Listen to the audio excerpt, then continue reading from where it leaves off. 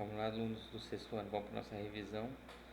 Eu vou corrigir esse exercício que eu passei aqui de revisão e vou corrigir o outro exercício. Esses dois exercícios que eu passei semana anterior e essa semana da revisão, a prova vai ser baseada neles. Então, se você estudar, saber todo o conteúdo aí que está nessas atividades, vai estar tranquila a prova. Então, lá, o primeiro conteúdo que nós estudamos foi sobre a origem da vida, né? Abiogênese e biogênese. Aí que nessa pergunta, até meados do século XIX era muito comum a ideia de que seres vivos poderiam surgir da matéria sem vida, de um pedaço de carne, por exemplo. De acordo com essa ideia, poderia surgir larvas. Analise a alternativa e marque o nome dessa teoria. Qual que era o nome da teoria que nós estudamos lá, onde a vida surgia do nada, onde eles acreditavam que um amontoado de roupa suja dava origem a ratos, um pedaço de carne dava origem a larvas. Então, vamos lembrar lá, pessoal, que bio vem do grego de vida. Então, biogênese seria a geração aí pela vida, né? A vida gerando a vida. E o A é de negação. Então, é a geração da vida sem a vida surgindo do nada. Então, a teoria aí onde a vida surgiria do nada é a biogênese, né? Acreditava-se aí que, por exemplo, um pedaço de carne dava origem a larvas. E depois a gente viu lá que, eu não vou nem comentar aqui que a próxima questão tem uma questão ali a gente continua. Então lembra lá, biogênese, a vida surgindo a partir da vida. A biogênese, a vida surgindo através de matéria morta ou matérias sem vida, né? Tranquilinho essa aí. Criacionismo não tem a ver aqui com surgimento da vida, surgimento da vida de algo, um pedaço de carne ou de roupa suja. Absolutismo é lá da história, né? Não tem nada a ver com biologia. E biogênese é a vida surgindo através da vida. Então a resposta certa seria a letra C. Analise as afirmações. Questão 2. 1. Quando se deixa um pedaço de carne exposto ao ar, nele podem aparecer vermes. 2. Se o frasco que contém os pedaços de carne for coberto por gases, os vermes aparecem no gases e não na carne. Essas afirmações fortalecem a teoria da origem chamada. Então, pessoal, aqui a primeira afirmação até daria para ser a biogênese, né? Que é o surgimento da larva numa carne deixada ao aberto. Agora a afirmação 2, se o frasco que contém pedaço de carne for coberto por gases, ou seja, a mosca não vai conseguir entrar na carne para colocar os ovos, ele vai colocar nos gases e não na carne. Então esse aqui foi o primeiro teste onde ele começou a se questionar essa teoria da biogênese, porque quando ele cobriu a carne com gases, a larva apareceu no gases, porque a mosca não conseguiu entrar para colocar na carne e não apareceu na carne. Então foi quando começou a se questionar que se essa teoria estaria certa, porque não surgiu larva na carne, e sim no gases. Então essas afirmações reforçam a teoria da biogênese, que é só a vida que pode dar origem a outra vida, e não o abiogênese. Aqui, pessoal, ficou uma pegadinha, tá? Porque abiogênese e geração espontânea é a mesma coisa, são sinônimos, né? Geração espontânea, geração de algo que não tem vida. Eles acreditavam que a vida nascia espontaneamente de qualquer coisa, né? Tava lá um pedaço de carne apodrecendo, surgia a vida, espontâneo, do nada surgia a larva. Então, geração espontânea e a biogênese, eles colocam aí, vou mudar uma corzinha aqui, de azul, é a mesma coisa. Se tiver lá abiogênese ou geração espontânea, é sinônimo um do outro, tá até na nossa apostila aí. Só que essas duas teorias aqui reforçam a teoria da biogênese, que só a vida pode surgir a vida. Porque quando ele tampou o vidrinho com gases, a carne lá não apareceu larva na carne. Então começaram assim a questionar se estaria certo essa abiogênese. Foi onde abriu discussão, né? Não resolveu o problema, mas abriu a discussão. Questão 3. Apenas por volta de 1860 é que foi possível comprovar que os seres vivos não eram gerados por meio da abiogênese. O cientista Louis Pasteur realizou um experimento. Qual foi esse experimento e por que ele conseguiu provar que a vida não surge da matéria pelo meio da abiogênese? Pessoal, qual que foi o problema desse experimento aqui em cima do gases? Não surgiu larva na carne, porém a carne começou a apodrecer, surgiu bactérias e fungos na carne, porque ele consegue passar né, pelo gases, né? Nós temos aí fungos, esporos de fungos no ar. Então, até numa lata, se eu pego uma lata e tampo ela, aquele ar que entrou junto, entrou esporo de fungo, vai apodrecer. É o que acontece, por exemplo, com o nosso pão. O pão está lá lacradinho, de repente começa a bolorar, porque no ar, quando colocou o pão ali dentro, o ar já tinha esporos de fungo. Então, assim, aqui ainda não resolveu o problema. Agora, quando o Louis Pasteur fez esse experimento, lembra lá qual foi o experimento que ele fez? Pega aí na apostila de vocês, ó, na página 4. Ele colocou esse balão com esse cano, com esse bico de cisne, e ele ferveu esse líquido que estava cheio de nutrientes. Quando ele ferveu o líquido, ele esterilizou, matou todas as bactérias e todos os fungos que tinham ali. E aí esse cano era aberto, permitia que, né, teria contato com o ar, porém por causa desse bico não deixava que as bactérias e fungo entrassem. E aí não surgiu vida nesse líquido. Com isso ele concluiu que não surge a vida do nada, e sim surge para surgir a vida precisa aí ter uma outra vida existente. Foi aonde definiu então a teoria que é da biogênese, que é aceita até hoje, que só surge vida através de uma outra vida, e não que surge a vida do nada. Essa teoria não se acredita mais. Então, conserte aí quem colocou errado. 4. Quais são as 3 teorias que explicam a vida aqui na Terra e qual é a mais aceita pela ciência? Lembrando lá, pessoal, que a gente está aqui, né? Qual é aceita pela ciência? Porque tem o criacionismo, tem várias pessoas que acham que o criacionismo que é o correto. Não vamos entrar em discussão, mas vamos pegar aqui o que a ciência aceita hoje em dia. Então nós temos lá 3 formas. Quais são as formas? Panspermia cósmica, criacionismo e evolução química. Lembrando lá que a panspermia cósmica acreditou que caiu um meteoro vindo com seres, né, nesse meteoro, com vida nesse meteoro, caiu aqui na Terra e começou a dar origem à vida aqui na Terra. Porém, aí surgiu um novo questionamento: da onde que veio essa vida do espaço? Que até hoje a gente não achou ainda, né? Agora que acharam umas bactérias em Marte, mas ainda não acharam nenhuma vida no espaço. Então, na verdade, não respondeu a pergunta e sim criou mais dúvida, né? Da onde teria vindo essa vida do espaço. Então, essa não é aceita.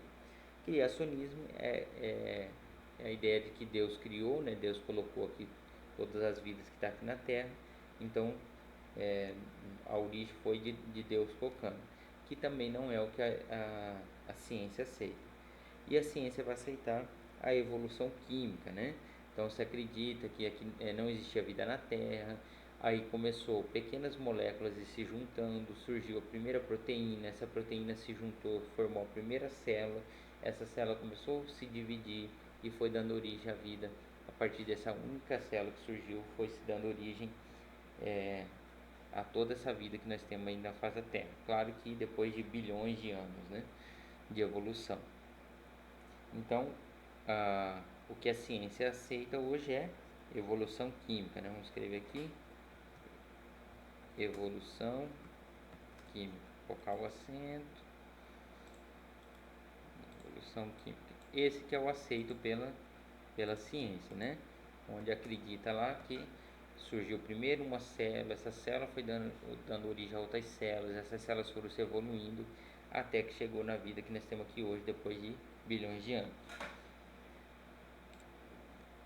Complete os nomes nas frases. Os seres que conseguem produzir seu próprio alimento, como as plantas e as algas, são classificados como... Lembrará, nós temos 2 classificações, heterotrófico ou autotrófico. Você lembra de auto, de ele ser autônomo, de ele ser ter autocapacidade. Então, autotrófico produz seu próprio alimento, são as plantas e as algas, e tem algumas bactérias, eu não coloquei aqui, mas tem algumas bactérias que conseguem também. Então, quem consegue produzir seu próprio alimento, autotrófico, de autossustentável, de ele se sustentar. Vamos colocar aqui, autotrófico, deu acento. Já os animais que não conseguem produzir seu próprio alimento recebem o nome de, na verdade aqui nem era para ser animais, era para ser seres vivos, né? Que não são só animais, seres vivos que não conseguem produzir seu próprio alimento recebem o nome de heterotróficos. São seres que precisam se alimentar porque não conseguem produzir seu próprio alimento, que é o caso de todos os animais e outros seres que não se encaixam no grupo dos animais, como por exemplo fungos e protozoários. Eles também precisam se alimentar. Explique qual a diferença entre seres considerados aeróbios e seres anaeróbios e seres aeróbios. Lembra lá que nós estudamos, pessoal? Anaeróbios não precisam de oxigênio. Então eles conseguem sobreviver sem oxigênio. E os aeróbios precisam de ar, precisam de oxigênio. Essa que é a principal diferença dos aeróbios e dos anaeróbios. Lembrando que com o A é a mesma questão lá que eu expliquei lá em cima. Esse A aqui na frente vem de negação, anaeróbios. Está negando, né, que ele não precisa de oxigênio. O aeróbios precisa de ar, né? Então precisam de oxigênio, né? Deixa eu mudar a corzinha aqui, deixa eu mudar essa corzinha aqui. Então, os anaeróbios não precisam de oxigênio, eles conseguem viver sem oxigênio. E os aeróbios precisam de oxigênio. Quem que são esses seres aqui? Basicamente vão ser bactérias, porque todos os outros seres aqui mais evoluídos, precisam de oxigênio, não conseguem viver sem. Então aqui o principal que vai ser que os anaeróbios são bactérias. Agora, recentemente, parece que acharam aí um protozoário, um ser multicelular que consegue viver sem oxigênio, mas eu ainda nem li muito sobre ele, então é basicamente aí bactérias. 7. Qual o nome dado pelo cientista Oparin ao agrupamento de moléculas de proteínas envoltas por moléculas de água que abriu a possibilidade da existência do sistema separados do meio? Então, pessoal, o Oparin aí que conseguiu, que quem ajudou aí nessa pesquisa da evolução química, que é o que a ciência acredita que surgiu a vida, foi esse pesquisador Oparin. Então ele colocou lá uma sopa com alguns compostos químicos e houve descarga elétrica e ele conseguiu que surgisse aí a primeira molécula aí, que ele não dá para chamar ainda que tem vida, mas é o que se acredita que foi se evoluindo até chegar à origem da vida. Surgiu o primeiro ser vivo. Então vocês aqui na página 6, ó, qual que era o nome que ele dava? O nome que ele dava era de coacervado, né? Ele não dava para chamar de vida, mas vamos colocar aqui foi o início da vida na Terra. É o que acredita que essas moléculas foram se mudando até que deu origem à primeira célula, né? Então o nome dado aí é coacervado. Foram moléculas que através da descarga elétrica foram se mudando e acredita que foi dando origem à primeira célula aí. Quais organelas temos nas células vegetais, porém não encontramos nas células animais?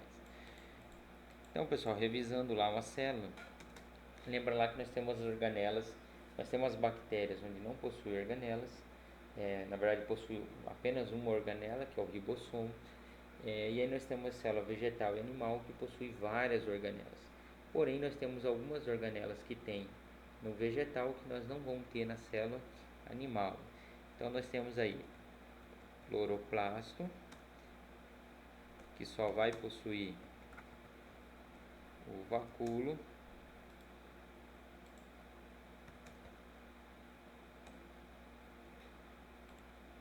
então nós temos esses dois organelas, elas só são encontradas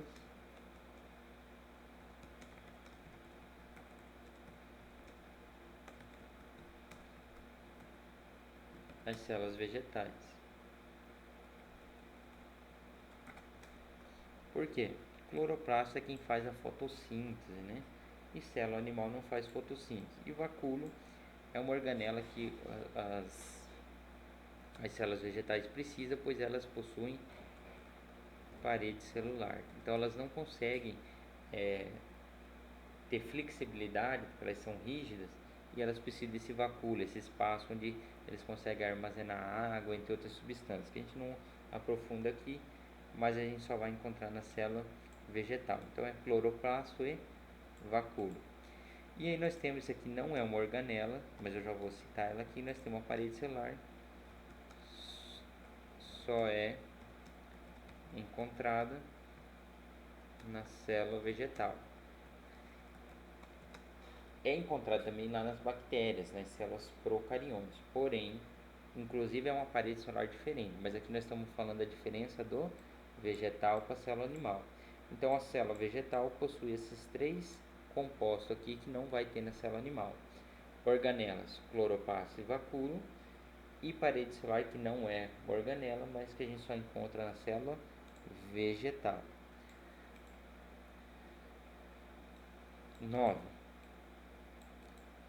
Quais as organelas responsáveis pela produção de proteína na célula? Pessoal, lembra lá, para o sexto B ficou faltando eu fazer uma revisão, porque na sexta tarde nós não tivemos aula, então eu vou fazer a revisão aqui. Mas a professora Patrícia já explicou as organelas. Então vamos lá. Qual que é a organela que é responsável pela produção de proteína na célula? Nós vamos ter 2 ribossomos e nós vamos ter a outra organela que é chamada de retículo endoplasmático rugoso. Produz proteínas.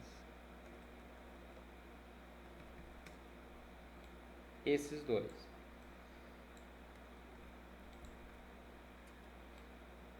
O retículo endoplasmático rugoso, ele recebe esse nome rugoso porque ele tem ribossomos aderidos neles. Então, seria aí só o ribossomo. A gente coloca os dois porque essas duas organelas produzem. Então, as duas organelas que produzem proteína é ribossomos e retículo endoplasmático rugoso.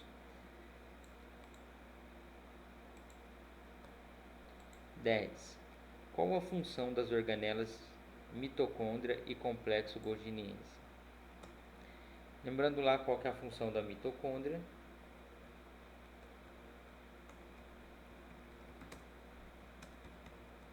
Produção de energia.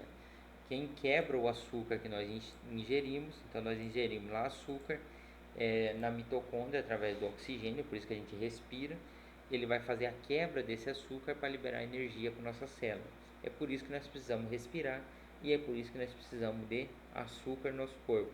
A mitocôndria quebrando o açúcar, liberando energia para todas as células. Por isso que a gente consegue respirar, se locomover, é através dessa energia produzida pela mitocôndria. Então quem produz energia aí? Mitocôndria. E o complexo golginiense?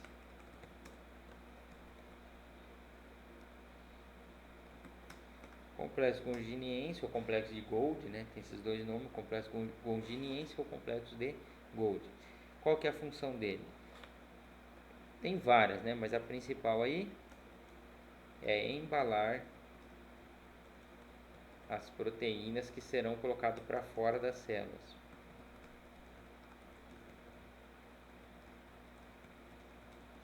Então, produzir uma proteína que não vai ficar dentro da célula, embalar as proteínas que serão colocadas para fora da célula.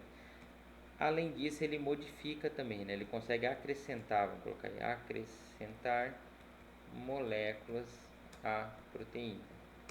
Essas duas principais funções aí, embalar a proteína para ser colocado para fora da célula e acrescentar moléculas à proteína. Quem faz isso é o complexo golginiense. Um exemplo aí de uma proteína que tem que ser colocado para fora da célula. A enzima que nós temos no estômago, que faz a quebra da proteína. que nós ingerimos. Quando você come um pedaço de carne, esse pedaço de carne tem que ser quebrado. Quem quebra é uma enzima, uma proteína que está no nosso estômago. Ele é produzido dentro da célula, só que se ele não for embalado pelo complexo de Golgi, ele poderia começar a digerir dentro da sua célula as proteínas. E não é isso que a gente quer que ela digere a carne que a gente ingeriu. Então, ele é embalado pelo complexo de Golgi e colocado para fora da célula, ou seja, liberado dentro do estômago, aonde ele vai atuar naquele pedaço de carne que você comeu. E aí nós temos várias outras enzimas. Enzima é uma proteína que tem uma função, né? Por exemplo, você tomou o leite tem um açúcar. Quem quebra esse açúcar é uma enzima, uma proteína. E aí nós temos várias no corpo e a gente só aprofunda lá no ensino médio. Então aqui era isso, né, pessoal? Já fui fazendo a revisão, já fui comentando as 10 questões que eu passei de revisão para vocês. Quem errou alguma, dá pause aí e vai corrigindo, arrumando para você estudar para a prova. Deixa eu até salvar isso aqui. E essa foi a atividade do outro dia que eu passei. Sobre o assunto que estamos estudando sobre célula e organela, responda. Qual é a organela responsável por produzir energia? Ficou repetido lá, né, que era a revisão. Então é a mitocôndria. Mitocôndria é quem é responsável pela produção de energia. Qual organela é responsável por produzir açúcar nas plantas através da fotossíntese? Eu comentei lá já também, cloroplasto. Ele produz o açúcar através da fotossíntese, né? É o que faz as células vegetais serem autotróficas, conseguir produzir seu próprio alimento, é o cloroplasto. Qual a função da organela ribossomo? Também já comentei lá do outro lado, na outra atividade, produção de proteínas. Vamos aqui o acento. Produção de proteínas, quem faz é o ribossomo e também tem o complexo retículo endoplasmático rugoso. Qual a função da organela lisossomos? Lise vem de quebra. A palavra lise é quebra. Então, fazer a quebra de moléculas dentro das células. Então, faz a quebra de moléculas dentro da célula. Ou também chamada de digestão celular. Recebe esses dois nomes, digestão celular ou fazer a quebra das moléculas aí dentro da célula. Um exemplo de quebra de moléculas pode ser, por exemplo, você ingeriu o açúcar, vai fazer a quebra do açúcar ou de outras moléculas químicas, ou por exemplo, a célula de defesa do nosso corpo englobou uma bactéria e vai fazer a destruição dessa bactéria. Quem faz é as enzimas que está dentro do lisossomos. Então, lisossomos é igual a uma bolsa com enzimas digestivas. É como se fosse uma bolsa com enzimas digestivas para fazer quebra de alguma coisa, ou de uma molécula química, ou de uma bactéria, dependendo aí se for uma célula de defesa do nosso corpo. Após a descoberta da célula pelo pesquisador Robert Koch, muitas pesquisas vieram e disseram quais são os 3 tipos principais de células. Nós estudamos aí, pessoal. Nós temos 3 principais tipos de células que são células animais, que a gente já até viu ali no outro exercício, células vegetais e células chamadas de células procariônicas, que é igual a bactérias, célula de bactérias. Vamos lá aqui, aqui, procariônicas, que é a célula de bactéria. Então nós temos essas 3 principais células: célula animal, célula de vegetal e célula bacteriana. Aí nós temos o fungo também, mas o fungo ele é muito parecido aqui com a célula animal. Então as 3 principais são essas: animal, vegetal e procariônica ou procariótica. Mas é bactéria, né? Quem tem essa célula aqui são só bactérias. Aqui são vegetais e algas, e aqui são os animais, basicamente. Mas não só animais, porque aqui também entra os protozoários. Quem tem essas células aí? 3. Qual a diferença entre uma célula animal e uma célula vegetal? Eu já até respondi na outra atividade lá, então não vou nem responder aqui. E 4. A célula de uma bactéria Ficou errado aqui. A célula bactéria possui tantas organelas como a célula animal? Quais as principais diferenças entre elas? Não, né? Não possuem tantas organelas, pois a célula de bactéria possui apenas uma organela. Qual que é essa organela? Ribossomo. Então a célula procariótica, deixa eu mudar a cor, não possui tantas organelas, pois a célula bactéria possui apenas uma